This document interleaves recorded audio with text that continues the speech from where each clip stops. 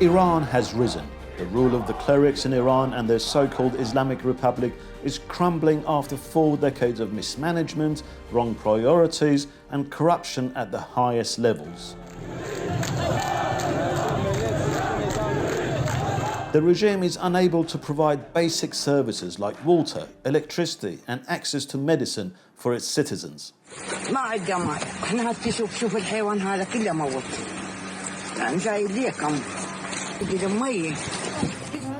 People throughout Iran have gathered on the streets, risking everything from serious injury to death to imprisonment for wanting the basic human rights that many take for granted. Let that sink in for a minute. The people of Iran are being hurt, murdered or imprisoned by their government for protesting their desire for basic human rights. In this video, I want to appeal to second-generation Iranians in America. Many of you may care for what happens in Iran despite having been born or brought up outside Iran. Many of you may ask yourself, what can I do to help the people who are fighting for a better Iran?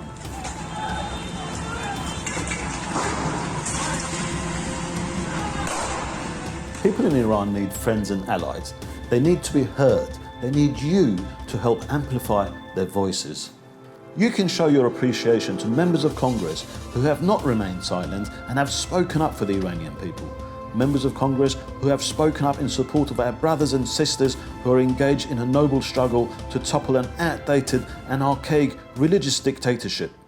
Members of Congress such as Representative Claudia Tenney and Representative Nicole Malliotakis from New York, Representative Yvette Herrell from New Mexico, Representative Ted Budd from North Carolina and Representative Bryan Steil from Wisconsin.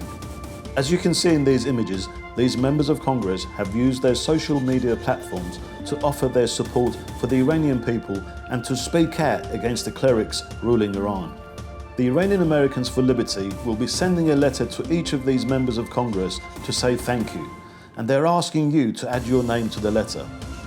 All you have to do is add your email and first name on this form. By adding your name, not only you show your appreciation to these representatives, but you also encourage others to do the same. Remember, the people in Iran are risking everything to build a better Iran, a more stable and peaceful Middle East, and a better tomorrow for all of us. It's incumbent upon all Americans to do whatever you can to support these protesters.